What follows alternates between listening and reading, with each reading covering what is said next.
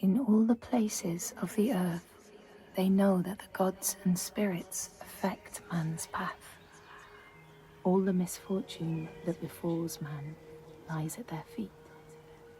If you have eyes to see, you see their presence and their power.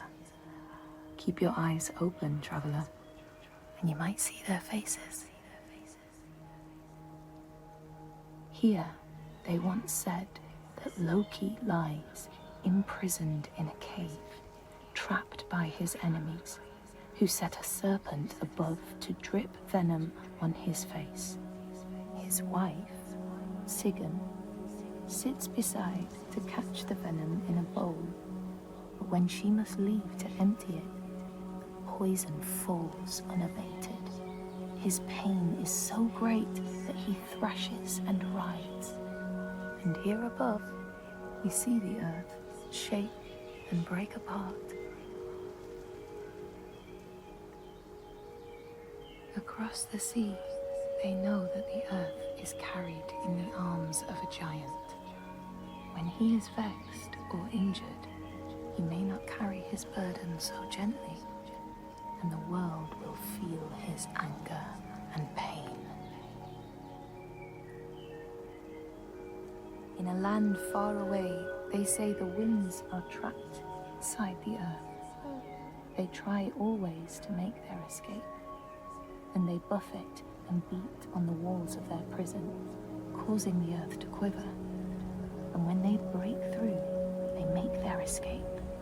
They explode out in fury.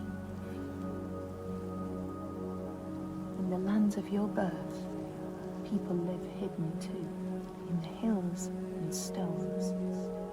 They may be the remnants of a godly race who lost a war with giants and, finding the world changed, retreated into silence. But you still see their carvings and circles from the time when they walked among men.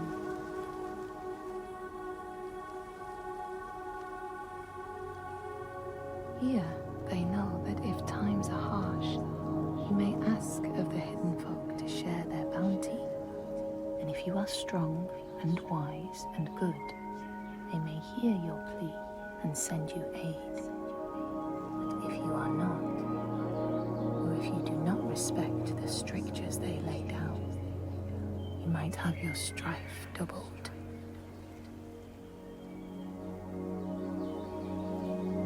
In the lands of your birth, and in these lands too, they know that people can be taken by the secret fair ones. If you are not careful and do not keep to the pathways, you may find yourself among them. In a land to the east, they know that when a traveler finds themselves lost, it is the fault of the Vadadash, who wait at the crossroads to trick souls passing by.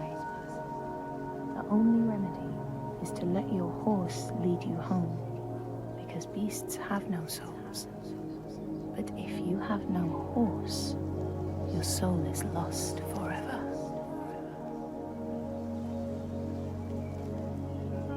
In this place, they know that sometimes the hidden folk will take their children and leave another in their place.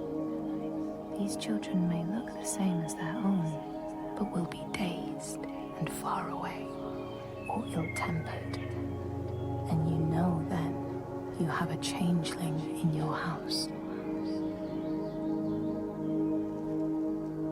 In this land, when people cannot raise their children, they will leave them in a sacred place for the hidden folk to take and care for.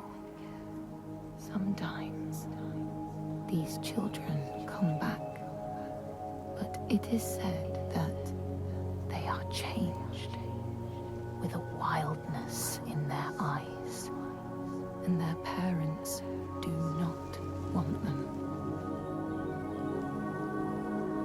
These people know that children who have died uncared for can return as Ultburður, small ghosts clad in fluttering rags. When there are storms, they may cry as they did when they were human, and will look for their mothers until they find them, and never leave them again. In this land, you may catch sight of the landdisastei, the spirits who embody the sacred places, the rivers and rocks. Do you see the Lady of the Mountain, the Fiach Kunan, who bathes in the waterfall and lets the drops fall on her shoulder? In the heart of the Northlands, they know the storms are born of the Oshkuredi, the hunt of Odin. The huntsmen ride horses with eyes of fire. Their weapons clash like thunder, and it is best to hide inside, lest your spirit be called to join them. In your lands, traveler, they know that the Kailif, the hag of winter, is the one who hurls sleet and snow upon the land. She lives in a sea rock and rules the waves of the roiling winter ocean with her blackthorn staff. She strikes the ground to destroy the shoots of growing green, so the winter will lie long and low on the land. These people know that the sea god, Ran, sets out nets to trap sailors and drag them to her world.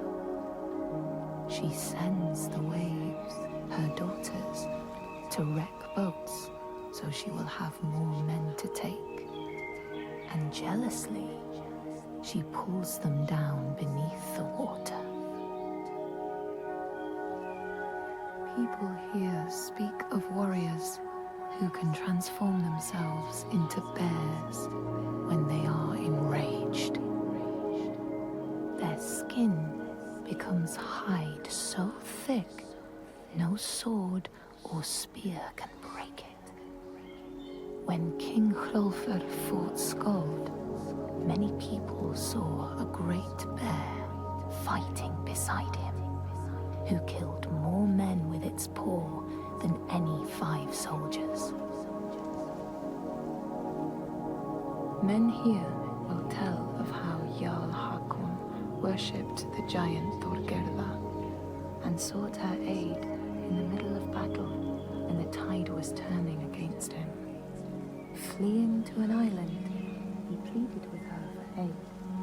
She demanded a sacrifice.